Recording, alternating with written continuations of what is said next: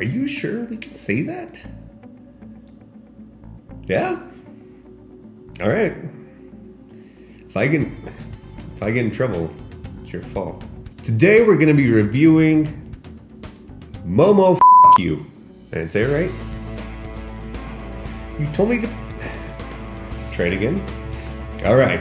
Today we're gonna be reviewing I don't know what to say. I don't know what I'm saying wrong. Thought I had it right. No? What's up, you noodle slurpers? Today we're going to be reviewing something I've been wanting to do for a really long time, and that's the Momofuku instant noodles. These are from the famous chef David Chang, who opened... Is that right? David Chang? I went to the original noodle house they have in New York City. Amazing noodles, and since then they've just blown up. Today we're going to be comparing two of the three offerings that Momofuku currently has in terms of their instant noodles. Tingly chili spicy soy noodles. They have another option. I think it's just like sesame soy, but today we're just going to be focusing on the two potentially spicy versions. One of the things that's really intriguing to me about this brand is that they seem to be relatively health conscious. These are, for example, OMG cholesterol. Sorry, 0 milligrams of cholesterol, no artificial flavors, and no preservatives. On top of that, they're air dried instead of, what's the opposite of air dried? Fried noodles. These are non-fried, never frozen. They also claim that they have like more protein and less calories per serving and way less ingredients. And I can tell you that absolutely seems to be true. This one package of these spicy soy noodles, for example, are 330 calories, 11 grams of protein, and their total ingredient count is probably like 12 ingredients, whereas a typical instant noodle that you'll find on the store has, I don't even think Microsoft word count can count that high of how many ingredients that are in those packages, which is kind of scary. I mean, it is what it is. They're still delicious, but I want to see how these kind of more minimalistic noodles stack up to some of my favorite Korean and Japanese instant noodles that I'm sure will kill me someday. I love the look of this. It's very minimalistic, really straightforward. The back just kind of basically has the ingredients and the story, which is great. I'm just gonna open these up to see if they look similar. And they do, they look the exact same, but you can just see, oh, there's a cut in that. You see that? You see that quality control? I'll still eat it. We're going to compare the two of these. Spicy soy tingly chili. It looks like, even though it's a US brand, and they're in New York, it looks like they partnered up with a brand called Asa. That's who's making these noodles out of Taiwan. But let's try and see what's inside, and then we're just gonna get cooking and we're gonna get to reviewing these things ASAP. So let's start with the one that's already kind of open. Is this safe? I don't know. I don't really care. It's gonna be good either way. I dropped noodles again. That is the crunchiest thing I've ever eaten. All right, so we just have one, it looks like just one pack of Momofuku spicy soy flavoring. But these noodles are really interesting. They're air dried rather than fried. They're really thick, yet thin, like they're wide noodles. I like that it's not a huge portion. I mean, that's probably how they're getting away with 330 calories. It's still getting the same amount of protein, so, you know, good for these bad boys. Now let's take a look real quick inside the... I can't believe they put the flavor packet in upside down. What kind of attention to detail is that, David Chang? Oh, interesting. So I was gonna cook them together because I was assuming they're the same noodles, but they're not. These are way wider. Let's try to do a comparison without destroying them both. As you can see, the spicy soy is way thinner, and the tingly chili is way thicker. I'm gonna respect it. If they were the same, I was gonna cook them together, but they're not, so I'm gonna cook them separately so we get the experience that we're supposed to get from Momofuku. This one too only has one packet of Tingly chili. These feel really full, and I like that it's a liquid rather than a dry packet. These supposedly take about 3 minutes to cook. These are also soupless ramens. So I'm gonna boil them up, drain out the water, plate them, and then I'm just gonna pour the sauce on the plate so we can see it live, real time, and let's see which one's better, which one I would recommend if you have to try Momofuku. Hopefully they're good. If not, I won't recommend anything.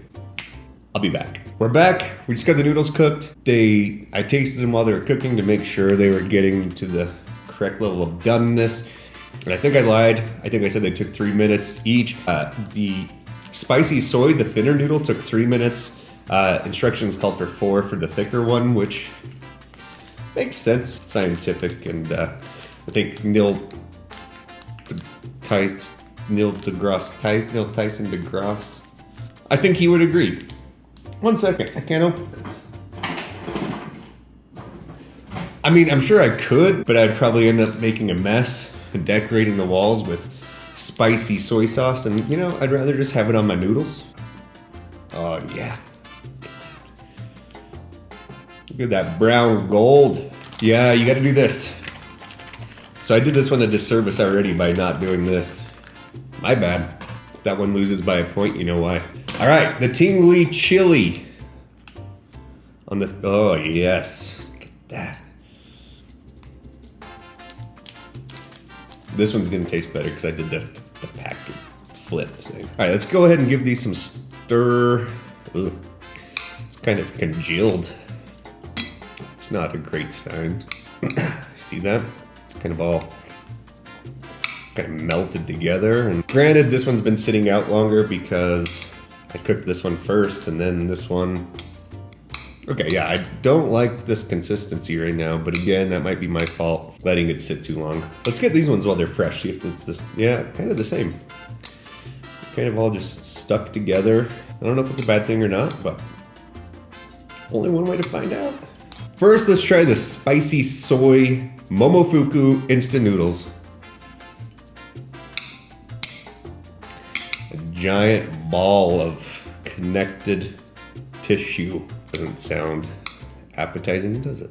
Yeah, this is quite the noodle pull. I guess we just gotta dive in.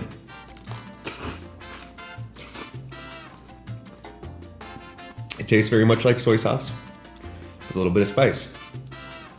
These noodles are kind of a problem. The texture of the noodle is actually really good. I thought it was gonna be a big mushy mess. The texture is great.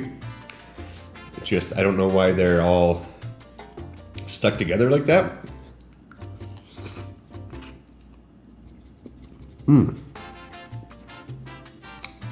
It's a really great flavor and it's a really great noodle. Let's go ahead and try the, what is it? The Tingly chili. This looks really good too. I think the noodles are maybe separating a little easier just because they're larger. Let's give it a whirl.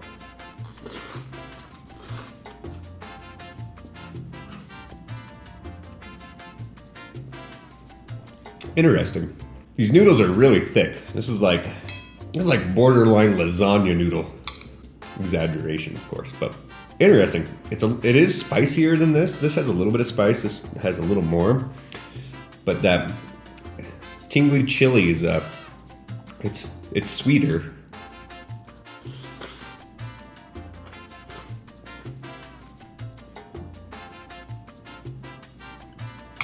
That's a lot of noodle to chew through. It definitely has a chili flavor, definitely has some spice. The noodles are interesting. I want to come back to this one real quick.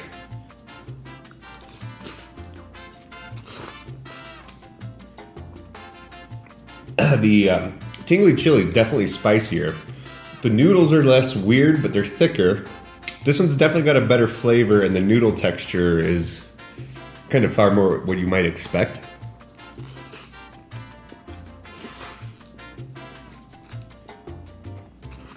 I thought for sure the Tingly chili was going to take the cake, but I'm not sure.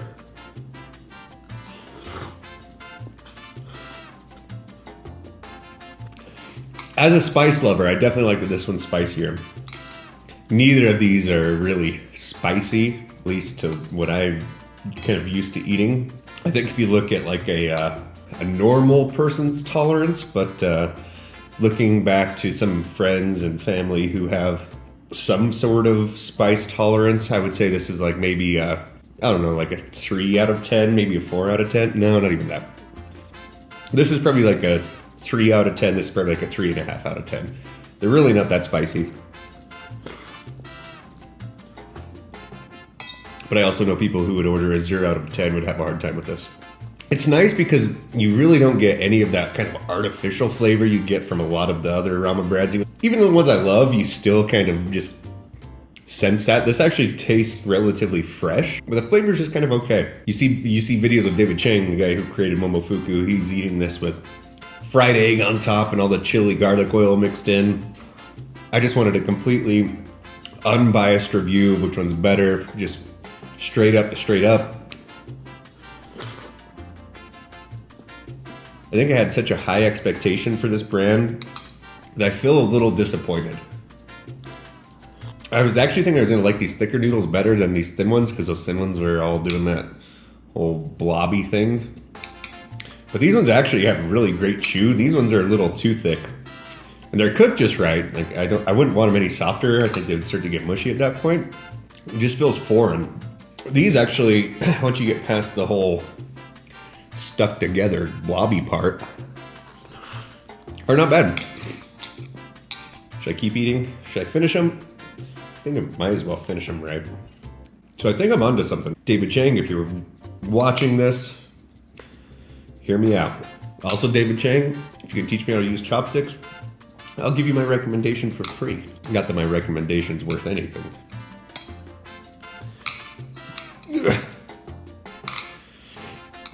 Let's move over here. Overall, these were okay. Like I said, I think I maybe set the bar, the expectations in my mind a little too high. I tend to do that all the time. I'll always get myself all worked up about a new restaurant or a restaurant that I've been to before and just expect it to be amazing, and then you go back and it's not. Again, overall, these were good. I would probably give these both maybe like a 6.5 out of 10. They were okay. Better than average. They were both good in their own ways. The noodles were better in one, the sauce was better in the other. And that leads to my point, David Chang. But the thick noodles, I didn't love. I get it. Maybe they're just trying to soak up more of that sauce. The thin noodles had a way better texture other than their tendency to just kind of all get stuck together like girls going to the bathroom at the same time. No one knows why, but they do. And I didn't mind the spicy soy flavor. Way more soy than spice. The tingly chili was also okay. Again, I didn't love the noodles. Well,